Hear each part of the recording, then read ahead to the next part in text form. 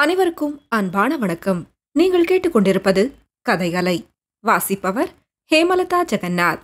அமரர் கல்கி எழுதிய சிவகாமியின் சபதம், பாகம் 4, அத்தியாயம் 31. பிக்ஷுவின் சபதம். வாதாபி கோட்டைக்கு வெளியே சற்று தூரத்தில் காபாலிக மதத்தாரின் பலிபீடம் இருந்தது என்பதை நேயர்கள் அறிவார்கள். வாதாபி பெரும்போர் முடிவுற்றதற்கு மறுநாள் இரவு அந்த காபாலிகர் பலிபீடத்துக்கு சமீபத்தில் ஒரு பயங்கர சோக நாடகம் நடைபெற்றது.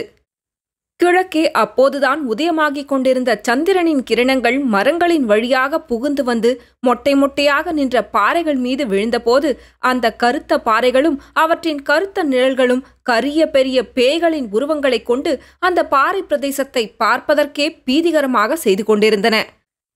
பாறைகளின் ஓரமாக சில சமயம் நிழல்களில் மறைந்தும் சில சமயம் நிலா ஒளியில் வெளிப்பட்டும் ஒரு கோரமான பெண் உருவம் வந்து கொண்டிருந்தது.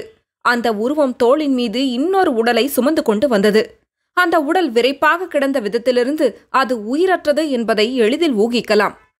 அவ்விதம் தோளிலே பிரேதத்தை சுமந்து கொண்டு நடந்த பெண் உருவமானது நிலா வெளிச்சத்தில் தோன்றிய போது அதன் நிழல் பிரம்மாண்ட ராட்சச வடிவம் கொண்டு ஒரு பெரும் பூதம் தான் உண்பதற்கு இரை தேடி எடுத்துக்கொண்டு வருவது போல தோன்றியது. சற்று அருகில் நெருங்கி பார்த்தோமானால் அந்த பெண் உருவம் கற்பனையில் உருவகப்படுத்திக் கொள்ளும் பேயையும் பூதத்தையும் காட்டிலும் அதிக பயங்கர தோற்றம் அளித்தது என்பதை அறியலாம். கருத்த தடித்த தோலும் குட்டையான செம்பட்டை மயிரும் அனலை கக்கும் கண்களுமாக அந்த பெண்ணுருவம் காவியங்களில் வர்ணிக்கப்படும் கோர ராட்சசிகளை பெரிதும் ஒத்திருந்தது. ஆனால் அந்த பெண் பேய் தன் தோளில் போட்டுக்கொண்டு சுமந்து வந்த ஆண் உருவம் அத்தகைய கோரமான உருவமல்ல. ராஜகலை பொருந்திய கம்பீர முகத்தோற்றம் கொண்டது. அது யார்? ஒருவேளை மேற்கூறிய கோர ராட்சசி ஒரு பாறையின் முனையை திரும்பிய போது எதிரில் யாரோ வருவது கண்டு திடுக்கிட்டு தயங்கி நின்றாள். அவள் திடுக்கிட்டதற்கு காரணம் என்ன? பயமா? அவளுக்கு கூட பயம் உண்டா? அல்லது வேறு ஏதேனும் காரணமா? எதிரே வந்த உருவம் சிறிதும் தயங்காமல் மேலும் வந்து கொண்டிருந்தது. அருகில் நெருங்கி வந்ததும், ரஞ்சனி, நீதானா என்று புத்த பிக்ஷுவின் குரல் கேட்டது. இந்த கோர ராட்சசியின் பெயர் ரஞ்சனி என்று அறிந்து நமக்கு வியப்பு உண்டாகிறதல்லவா? ஆயினும் அந்த பெண் ஒரு காலத்தில் ரஞ்சனி என்னும் அழகிய பெயருக்கு உரியவளாய், பார்த்தவர் கண்களை ரஞ்சிக்க செய்பவளாய், அவர்கள் உள்ளத்தை மோகிக்க செய்பவளாய்த்தான் இருந்தாள். அவளை இம்மாதிரி கோர வடிவம் கொண்ட காபாலிகையாக செய்தவர் புத்த பிக்ஷுதான் என்பதை முன்னமே அவருடைய வாய்மொழியினால் தெரிந்து கொண்டிருக்கிறோம். பிக்ஷுவின் குரலை கேட்டதும் காபாலிகையின் திகைப்பு இன்னும் அதிகமானதாக தோன்றியது. கற்சிலை போல் ஸ்தம்பித்து நின்றவளை பார்த்து புத்த பிக்ஷு மறுபடியும், ரஞ்சனி, இது என்ன மௌனம்? எங்கே போய் வேட்டையாடி கொண்டு வருகிறாய் என்று கேட்டார். காபாலிகையின் திகைப்பு ஒருவாறு நீங்கியதாக தோன்றியது. அடிகளே, நிஜமாக நீங்கள்தானா என்று கேட்டாள். அவளுடைய கடினமான குரலில் வியப்பும் சந்தேகமும் தொனித்தன. இது என்ன கேள்வி? நான் தானா என்பதில் உனக்கு என்ன சந்தேகம் வந்தது? என்னை தவிர இந்த நள்ளிரவில் உன்னை யார் தேடி வருவார்கள்? உன் குகையில் உன்னை தேடி காணாமல் எங்கே போயிருக்கிறாய் என்று பார்க்க கிளம்பினேன். அது என்ன? யார் உன் தோளில்? எந்த பாவியின் பிரேதத்தை சுமந்து வருகிறாய்? இப்போதெல்லாம் உனக்கு நல்ல வேட்டை போலிருக்கிறது. இவ்விதம் பிக்ஷு சொல்லிக் கொண்டு வந்தபோது காபாலிகை தான் இத்தனை நேரமும் தோளில் சுமந்து கொண்டிருந்த உடலை தொப்பென்று கீழே போட்டாள். நல்ல வேடிக்கை என்று சொல்லிவிட்டு கோரமாக சிரித்தாள். என்ன வேடிக்கை? அந்த சவத்தை எங்கே கண்டெடுத்தாய் என்று பிக்ஷு கேட்டார். அடிகளே, தங்களை நினைத்து 2 காத தூரம் கண்ணீர் விட்டு அழுது கொண்டே நடந்து வந்தேன். அவ்வளவும் வீணாய் போயிற்று என்றாள் காபாலிகை. கண்ணீர் விட்டாயா? என்னை நினைத்து ஏன் கண்ணீர் விட வேண்டும்? இது என்ன வேடிக்கை என்றார் பிக்ஷு. பெரிய வேடிக்கைதான். அந்த வேடிக்கையை ஆரம்பத்திலிருந்து சொல்லுகிறேன், கேளுங்கள் என்று காபாலிகை ஆரம்பித்தாள். யுத்த வேடிக்கை பார்ப்பதற்காக சென்றிருந்தேன். போர்க்களத்துக்கு கொஞ்ச தூரத்திலிருந்த ஒரு குன்றின் உச்சியிலிருந்து பார்த்து கொண்டிருந்தேன். அப்பப்பா, என்ன யுத்தம், என்ன சாவு, எத்தனை நரபலி! காபாலிகர் இங்கே மாதம் ஒரு தடவை வந்து ஒரு நரபலி கொடுக்கிறார்களே, இது என்ன பிரமாதம்! அங்கே லட்சோப லட்சம் மனிதர்களையும் 1000-10,000 யானைகளையும் குதிரைகளையும் பலி கொடுத்தார்கள். 3 நாள் இரவும் பகலும் பலி நடந்தது. கடைசியில் ஒரு கட்சியார் ஓடவும் இன்னொரு கட்சியார் துரத்தவும் ஆரம்பித்தார்கள். யாரை யார் துரத்துகிறார்கள் என்று கூட நான் கவனிக்கவில்லை. எங்கே என்னை பிடித்துக் கொள்வார்களோ என்று பயந்து ஓட்டம் பிடித்தேன். இன்று பகலெல்லாம் காட்டில் ஒளிந்து ஒளிந்து வந்தேன். சாயங்காலம் ஆனபோது பின்னால் ஒரு குதிரை ஓடி வரும் சப்தம் கேட்டது. என்னை பிடிக்கத்தான் யாரோ வருகிறார்கள் என்று மேலும் வேகமாய் ஓடினேன். கொஞ்ச நேரம் குதிரையும் தொடர்ந்து ஓடி வந்தது.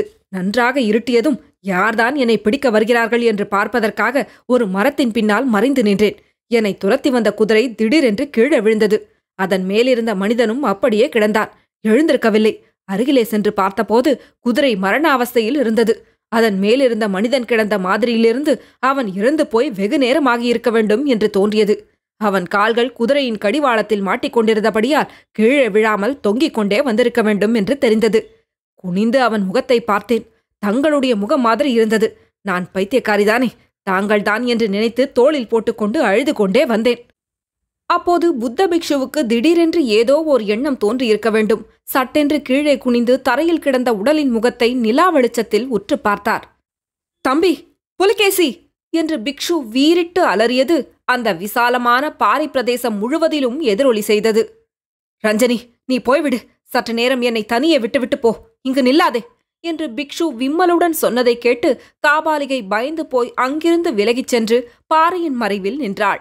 பிக்ஷு கீழே உட்கார்ந்து புலிகேசியின் உடலை தமது மடியின் மீது போட்டுக்கொண்டார்.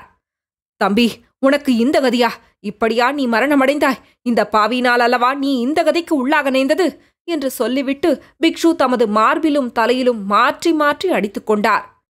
ஐயோ தம்பி, உனக்கு நான் துரோகம் செய்துவிட்டதாக எண்ணிக்கொண்டே அல்லவா நீ இறந்து போனாய்? என் உயிருக்கு உயிரான சகோதரனுக்கு, தாயின் கர்ப்பத்திலே என்னோடு 10 மாதம் கூட இருந்து பிறந்தவனுக்கு நான் துரோகம் செய்வேனா? மாமல்லனை பயங்கரமாக பழிவாங்குவதற்காக அல்லவா நான் சூழ்ச்சி செய்தேன். அதை உன்னிடம் சொல்லுவதற்கு முடியாமல் இப்படி நடந்துவிட்டதே. மறுபடியும் பிக்ஷு தமது மார்பில் ஓங்கி அடித்துக்கொண்டு சொன்னார். பாழும் பிக்ஷுவே, உன் கோபத்தில் இடிவிழ, உன் காதல் நாசமாய்ப் போக, உன் சிவகாமி. சிவகாமி என்ன செய்வாள்? தம்பி, உனக்கு நான் துரோகம் செய்யவில்லை. நம் தேசத்துக்கும் நான் துரோகம் செய்துவிடவில்லை. அன்றைக்கு அஜந்தாவில் நீயும் நானும் கொஞ்சம் பொறுமையாக மட்டும் இருந்திருந்தோமானால் இம்மாதிரி விபரீதம் நேர்ந்திராதே. இந்த யுத்தம் நடக்கவே நான் விட்டிருக்க மாட்டேனே. பல்லவ நாட்டார் அத்தனை பேரையும் பட்டினியால் சாக பண்ணியிருப்பேனே. மாமல்லனையும் உயிரோடு பலி கொடுத்திருப்பேனே. ஐயோ, இப்படியாகிவிட்டதே. பிக்ஷு புலிகேசியின் உடலை மடியிலிருந்து மெதுவாக எடுத்து கீழே வைத்தார். எழுந்து நின்று இரு கைகளையும் வானத்தை நோக்கி தூக்கிக் கொண்டு பாறை மறைவிலிருந்த காபாலிகைக்கு கூட ரோமம் சிலிர்க்கும்படியான அலறுகின்ற குரலில் உரக்க கூவினார். தம்பி புலிகேசி, உன் மரணத்துக்கு பழி வாங்குவேன். புத்த பகவானின் பத்ம பாதங்களின் பேரில் சத்தியம் செய்கிறேன். கபாலமேந்தும் சம்ஹார ருத்ரன் தலைமீது ஆணையிட்டு சொல்கிறேன். இரத்த பலி கேட்கும் சக்தி பத்ரகாளியின் பேரில் சத்தியம் வைத்து சபதம் செய்கிறேன். உன்னை கொன்றவர்களை பழிவாங்குவேன். அத்தியாயம் 32. காபாலிகையின் காதல். வானை நோக்கி கைகளை தூக்கி பல தெய்வங்களின் பேரில் ஆணையிட்டு சபதம் செய்த பிக்ஷு மறுபடியும் கீழே உட்கார்ந்து புலிகேசியின் உயிரற்ற உடலை எடுத்து தம் மடியின் மீது வைத்துக் கொண்டார். தம்பி, நீ சாகவில்லை. இத்தனை நாளும் நாம் ஓர் உயிரும் 2 உடலுமாக வாழ்ந்து வந்தோம். இப்போது உயிரைப் போல் உடம்பும் ஒன்றாகிவிட்டோம். என் உயிரோடு உன் உயிர் ஒன்றாக கலந்துவிட்டது. இனிமேல் நீதான் நான், நான் தான் நீ, 2 பேர் இல்லை. இவ்விதம் உருகி கனிந்த குரலில் கூறிவிட்டு புத்த பிக்ஷு தமது தேகம் முழுவதும் குலுங்கும்படியாக விம்மி விம்மி அழுதார். சுயப்பிரஜையை அறவே இழந்து சோகக்கடலின் அடியிலே அவர் ஆழ்ந்துவிட்டார் என்று தோன்றியது. இரவு விரைவாக சென்று கொண்டிருந்தது. சந்திரன் மேலே மேலே வந்து கொண்டிருந்தது. பாறைகள், மரங்களின் நிழல்கள் வர வர குட்டையாகிக் கொண்டு வந்தன. நெடுநேரம் பாறை மறைவில் நின்று காத்து கொண்டிருந்த காபாலிகை கடைசியில் பொறுமை இழந்தாள். மெதுவாக பாறை மறைவிலிருந்து வெளிப்பட்டு மெல்ல மெல்ல அடிமேல் அடி வைத்து நடந்து வந்தாள். பிக்ஷுவின் பின்புறத்தில் வந்து நின்று அவருடைய தோள்களை லேசாக விரல்களால் தொட்டாள். புத்த பிக்ஷு திடுக்கிட்டு திரும்பி பார்த்தார். ரஞ்சனி, நீதானா என்றார். ஆம், நான்தான் என்றாள் காபாலிகை. இன்னும் நீ போகவில்லையா? போகச் சொல்லி ஆக்ஞாபித்தால் போய்விடுகிறேன். வேண்டாம், இரு. இந்த பெரிய உலகில் என் பேரில் அன்பு உடையவள் நீ ஒருத்திதான் இருக்கிறாய். என் பேரில் அன்பு கொண்டவர் ஒருவருமே இல்லை. ரஞ்சனி, ஏன் அப்படி சொல்லுகிறாய்? நான் ஒருவன் இல்லையா என்றார் பிக்ஷு. சற்று முன் அவருடைய குரலில் தொனித்த சோகம் எங்கேயோ போய் இப்போது அதில் கபடம் கலந்த நைச்சிய பாவம் தொனித்தது. அடிகளே, ஏன் இந்த பேதையை ஏமாற்ற பார்க்கிறீர்? இந்த கோர அவலட்சண உருவத்தின் பேரில் யாருக்குத்தான் பிரியம் ஏற்படும் என்று காபாலிகை கேட்டாள்.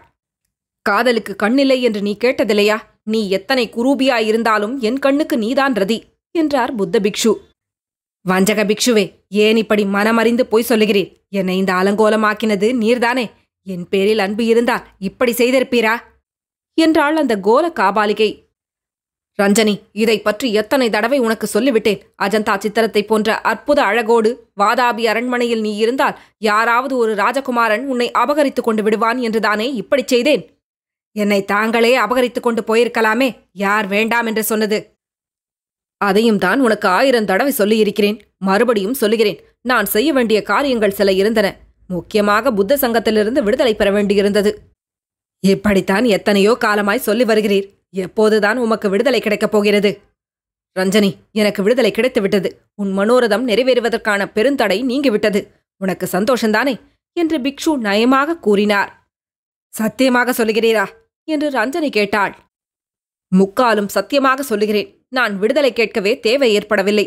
புத்த சங்கத்தாரே என்னை பிரஷ்டம் செய்து விட்டார்கள். உன்னுடைய தபசின் சக்தியினால்தான் இது நடந்திருக்க வேண்டும். காபாலிகை இன்னும் சந்தேகம் நீங்காதவளாய், ஏன் பிரஷ்டம் செய்தார்கள்? சர்வ சக்தி வாய்ந்த நாகநந்தி பிக்ஷுவை புத்த சங்கத்தார் எப்படி பிரஷ்டம் செய்ய துணிந்தார்கள் என்று கேட்டாள். அது பெரிய கதை, அப்புறம் சொல்லுகிறேன். ரொம்ப முக்கியமான வேலை இப்போது நமக்கு இருக்கிறது. இதோ இந்த உடலை உடனே தகனம் செய்ய வேண்டும். யாருக்காவது தெரிந்துவிட்டால் காரியம் கெட்டுவிடும். எங்கே ரஞ்சனி, கட்டைகள் கொண்டு வந்து இங்கேயே சிதை அடுக்கு பார்க்கலாம்.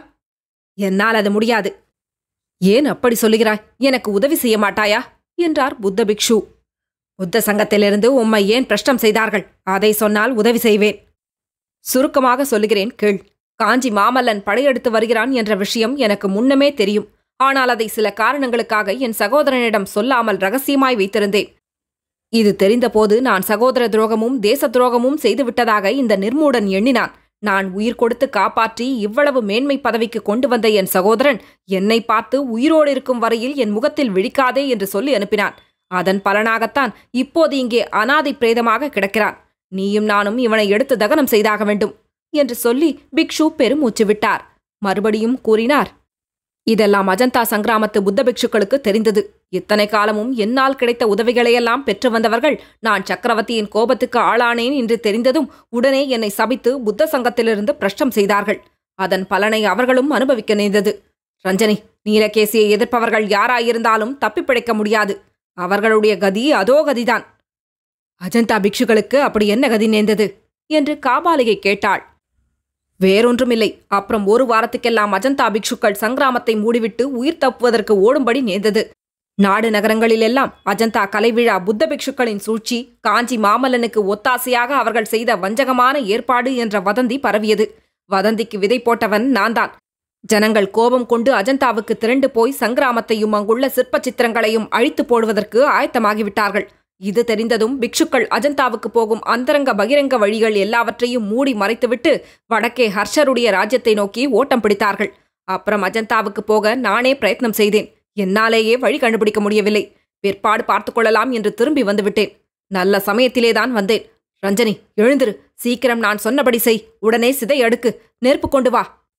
சக்கரவர்த்தியை தகனம் செய்த பிறகு என்ன செய்யப் போகிறீர்கள்? ரஞ்சனி, சக்கரவர்த்தியின் மரணத்தை பற்றியோ தகனத்தை பற்றியோ யாரிடமும் பிரஸ்தாபிக்க கூடாது. காற்றினிடம் கூட சொல்லக்கூடாது. இதை பரம ரகசியமாக வைத்திருக்க வேண்டும். தெரியுமா? எதற்காக ரகசியம் அடிகளே? எல்லாம் அப்புறம் சொல்லுகிறேன். ரஞ்சனி, இப்போது ஒரு கணமும் வீணாக்க நேரமில்லை. பஞ்சக பிக்ஷுவே, நீர் ஒன்றும் சொல்ல வேண்டியதில்லை. காரணம் எனக்கே தெரியும். உனக்கு என்ன தெரியும்? இந்த பிரேதத்தை தகனம் செய்துவிட்டு ரகசிய சுரங்க வழியாக வாதாபி நகருக்குள் போகப் போகிறீர். நீர்தான் சக்கரவர்த்தி என்று சொல்லிக் கொள்ளப் போகிறீர். சளுக்க சிம்மாசனத்தில் ஏறி அந்த காஞ்சி நகரத்து மூலியை உமக்கு அருகே உட்கார வைத்துக் கொள்ளப் போகிறீர். நாகநந்தி கோபம் கொண்டு எழுந்து, உன் வாக்குப்படியே செய்கிறேன். எப்படியாவது நீ தொலைந்து போ.